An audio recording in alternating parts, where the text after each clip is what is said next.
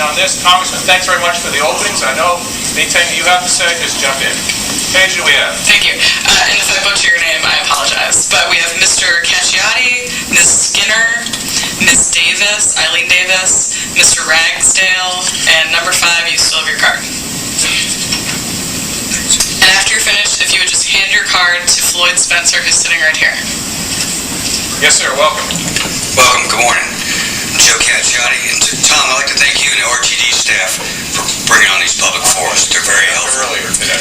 And I'm also glad that you clarified that this is not a town hall meeting, because this morning I got an email and I was quite confused receiving an email from Eric's office saying it was a town hall meeting. Eric, this question's for you. For several months, over 5 months since April, many of us have been requesting for you to hold a town hall meeting to talk about many subjects, including health care. Yet you have refused and ignored our request. Why? And if I have a few more minutes... Well, you got 2 minutes, but Great. Please, no clapping. We can't hear. Yes, sir.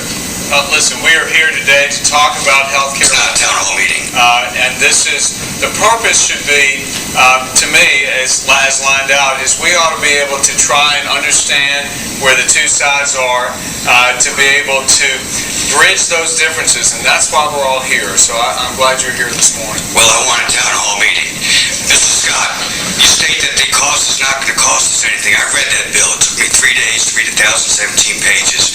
I might not understand everything, but I know how to do an adding machine. And all the new programs in HR 3200 total up $60.625 trillion in 10 years, 2010 and 2019. The country's already broke, sir. How are we going to pay for another $60 trillion in health care costs? I don't know where you get 60 trillion. Add it up. It's in the bill. Okay. Well, the total that we have over 10 years is 1 trillion, and that we showed how we're going to raise the money. It is in the same context of what other things we're doing. We had in 2001 a $5.5 trillion surplus. Additional taxes in the $500 billion range would be sufficient. And when we talk about we need to make sure that we pass something that doesn't break the bank, the status quo will break the bank. So $60.625 trillion. Well, I don't know where you get 60. I added it up. All right, well, read the bill. Thank you for asking questions on both sides for starting off. Appreciate it. Yes, ma'am. Thank you. Say your name, please. Hi, I'm Marlise Skinner, and I'm a registered nurse.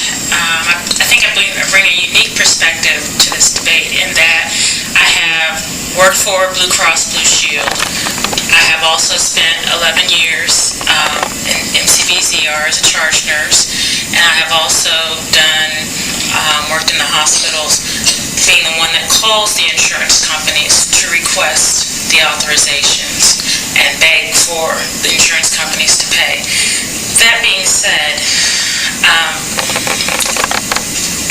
controlling the cost of healthcare seems to be the #1 issue.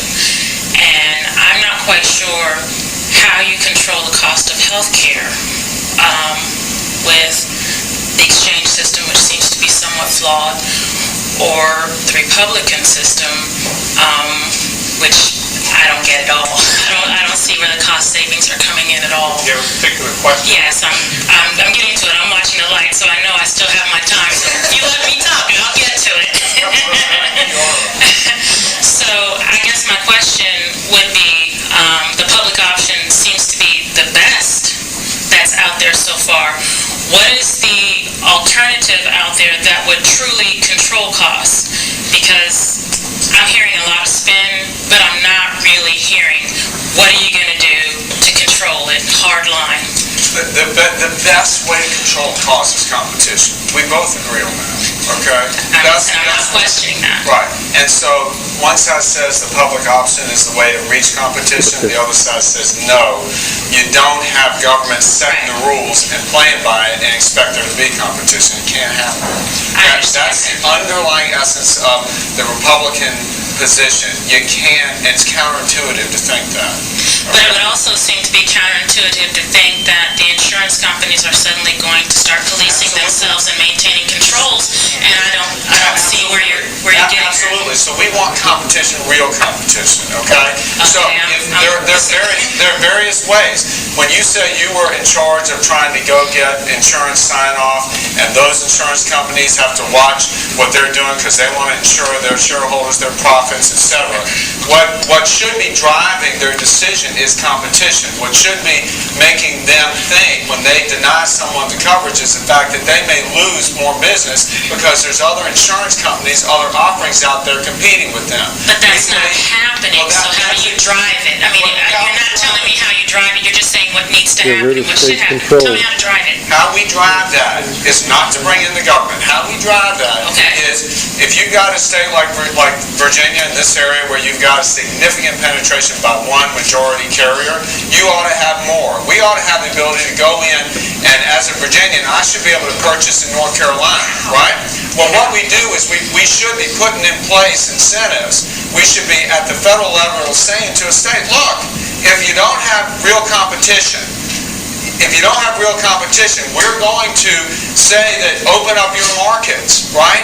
We should put in place incentives for states to have compacts with one another. That is something both of us could agree on.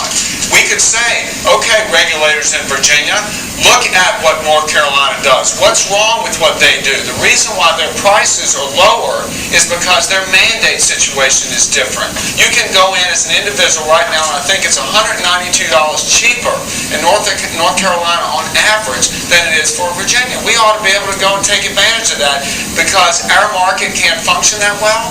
No, we ought to be providing those kind of competitive forces. The government's not going to provide you a competitive force. Okay, we'll end it there. Thank you very much for your question. Can I respond? Yeah, go ahead, real quickly, and then we have another question. Thank you. I think that this is an important question because the thrust of your question highlights the fact that Eric and I agree on 80%. Right. Not 80%. Unfortunately, you can't do the 80% without some of the 20%. And that's where the rub is. When you said we all like competition, but what is the driving force? The driving force is the public option. It's there for a purpose. It's there to create the competition where in most states, as Eric has pointed out, there is no competition. Now, the public option, like Medicare, we expect to be able to run on an administrative expense of about 0.5%, which means it'll be very competitive. We don't tell the private insurance companies how to reduce their costs, but when they have to compete or lose business to the public option, they will do everything they can to get their costs under control. That is, as you have suggested, the driving force. They've got to compete. The idea of going across state lines, we kind of all agree on that until you do some of the 20%. How are you going to guarantee quality and accountability? As you know, most credit card companies are located in South Dakota and Delaware for a reason.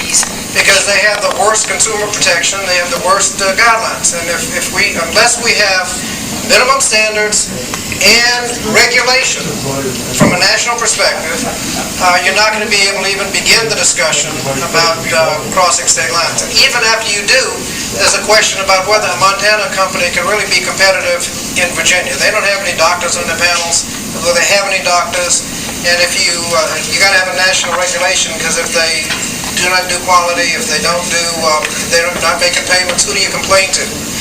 So the idea of going across state lines is okay if you have the national standards, national regulations, and still it may not work. And if you ask a physician whether or not they want to have their staff trained to do 2 or 3 insurance forms or 1,500, I think the public option starts looking a lot better.